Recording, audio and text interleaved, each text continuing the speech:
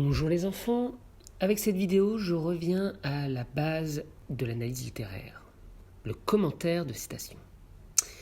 Il s'agit tout d'abord de vous faire comprendre ce qu'on attend par commenter, ce qui peut paraître un terme obscur pour certains peu experts dans l'explication de texte.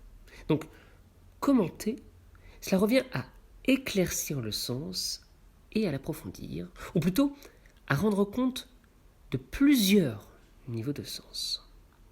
Pour cela, il faut mettre en relation le fond, c'est-à-dire ce qui est dit, le sens immédiat, avec la forme, c'est-à-dire comment c'est dit, le sens plus profond ajouté par les choix d'écriture, par ce qu'on appelle aussi le style. Alors, commenter nécessite donc un effort d'observation, mais aussi d'interprétation, puisque c'est à vous, apprenti lecteur, d'imaginer et de déduire l'effet que l'auteur a cherché à produire. Commenter revient à opérer 3 gestes, que je regroupe sous l'appellation CIA. Alors il faut citer, c'est-à-dire sélectionner des passages, des morceaux, des expressions pertinents et précis. Attention à ne pas citer des passages trop longs, car sinon votre analyse ne pourra pas être précise. Identifier, pour le dire autrement, nommer le phénomène intéressant avec un vocabulaire adapté. Alors ça sera tout ce qu'on appelle les procédés, mais pas seulement. Cela permet une analyse, car il est nécessaire de mettre un nom sur l'objet de votre observation, si vous voulez ensuite l'étudier plus en profondeur.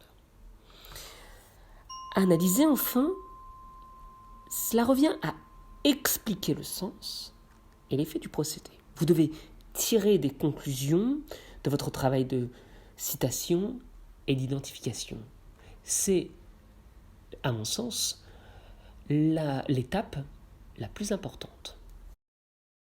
Donc, pour que vos commentaires soient solides, vous avez besoin de maîtriser certaines notions.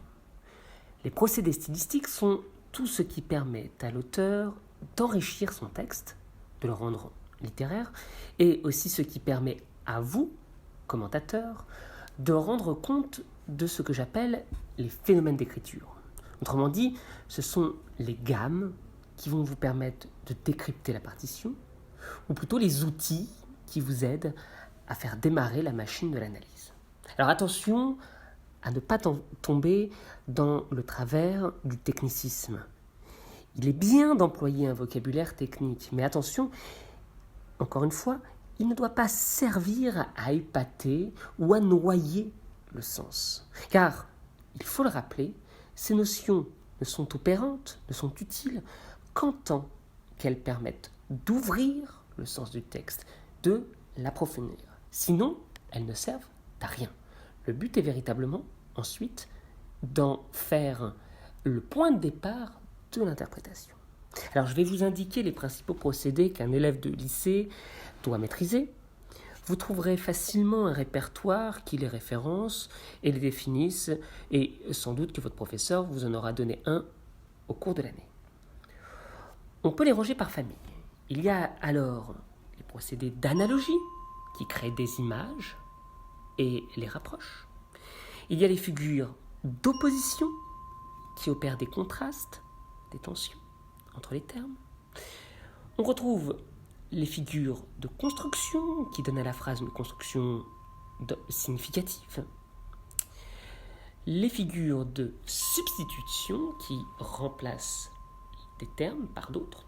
Et enfin, on aurait les figures d'amplification d'atténuation pour renforcer le sens et les figures que j'appelle musicales qui permettent de jouer sur les sonorités, les rendant souvent imitatives.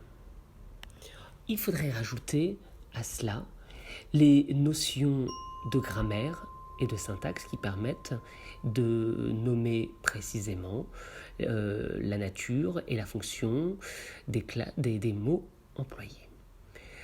Dans la barre de description en dessous, vous avez un test en ligne qui peut vous permettre de réviser ces procédés. Toujours est-il qu'il vous faut, pour commencer, les apprendre. Passons à un exemple afin que vous puissiez saisir plus concrètement, si j'ose dire en acte, ce que commenter revient à faire. J'évoquerai tout à l'heure le cas de la rédaction du commentaire lui-même. Pour l'instant, demeurons-en au stade de l'observation. Si je prends le célèbre premier vers de Baudelaire dans son sonnet à une passante, la rue assourdissante autour de moi hurlait, je peux déjà m'accorder sur son sens d'ensemble, son sens premier. En gros, le poète décrit le cadre urbain de son poème et se met en scène au milieu d'une rue. Bon. Alors à partir de ce cadre, maintenant je peux aller plus loin et faire des observations d'ordre stylistique. Dans une première observation, je peux m'attarder sur deux termes qui sont hurlés et assourdissantes. J'identifie à travers eux une personnification de la rue. Et puis en creusant un peu le sens et mes méninges, je peux en conclure que le verbe hurler, qui est plutôt employé pour un animal, donne un caractère violent. Il insiste alors sur le bruit de la rue, laquelle prend, pour ainsi dire, une dimension inquiétante, voire même fantastique. Voici un commentaire. Mais je pourrais encore sur ce vers pousser mon observation et m'intéresser ainsi à ses sonorités. Les sonorités R et S, la rue assourdissante autour de moi hurlée, n'est-ce pas, se répètent, ce qui correspond à ce qu'on appelle des allitérations. Mais je ne peux pas en rester à ce constat. Je dois faire le lien avec le sens. Alors, je peux en conclure que le caractère désagréable de ces sons rocailleux, permet de mimer le fracas de la rue, de le faire entendre au lecteur. Je tire la sonnette d'alarme, comme vous l'entendez. Je vous mets en garde contre un mauvais penchant que vous pouvez avoir, la paraphrase. Ce démon consiste à ne pas commenter, à ne pas analyser, mais à seulement répéter, résumer. La paraphrase n'apporte aucune plus-value. Elle ne fait que résumer ou traduire ce qui est déjà clair et visible. Attention dans vos commentaires donc à ne pas rester trop à la surface et à ne pas dire autrement et souvent moins bien ce que l'auteur a exprimé mieux que vous. Alors par exemple pour Baudelaire, vous contentez comme commentaire de préciser que Baudelaire dit qu'il y a du bruit dans la rue revient à tomber dans de la paraphrase. Bon, cette alerte lancée et comprise, on peut voir comment rédiger ensuite son commentaire par des phrases qui vont intégrer votre paragraphe de commentaire, votre analyse. Je vous engage, pour commencer, de visionner la vidéo portant spécifiquement sur le paragraphe de commentaire. Sinon, pour vos commentaires de citation, vous respectez les 3 gestes vus précédemment à l'écrit. Tâchez d'en varier l'ordre afin de ne pas rendre votre démonstration trop redondante, que ce ne soit pas une simple liste de citations et de procédés. Donc, dites-vous bien que le but est de faire parler le texte et donc de soigner particulièrement vos phrases d'interprétation. Bien souvent, une seule phrase ne suffit pas, n'hésitez pas à en faire plusieurs pour creuser. Alors, pour le vers de Baudelaire, voici 3 formulations différentes.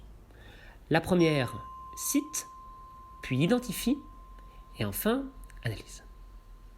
La deuxième commence par identifier, le procédé, ici la personnification, s'appuie sur des citations précises, et enfin, conclut avec son interprétation.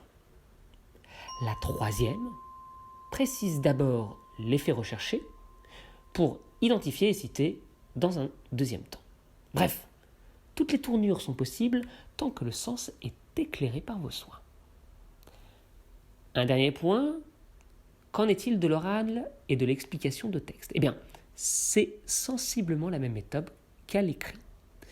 Pour éviter l'effet catalogue, vous pouvez expliquer le sens d'ensemble, puis l'illustrer par des citations analysées. Ou bien vous pouvez inverser, c'est-à-dire partir de citations sur lesquelles vous attirez l'attention, pour ensuite enrichir le sens du mouvement en l'occurrence.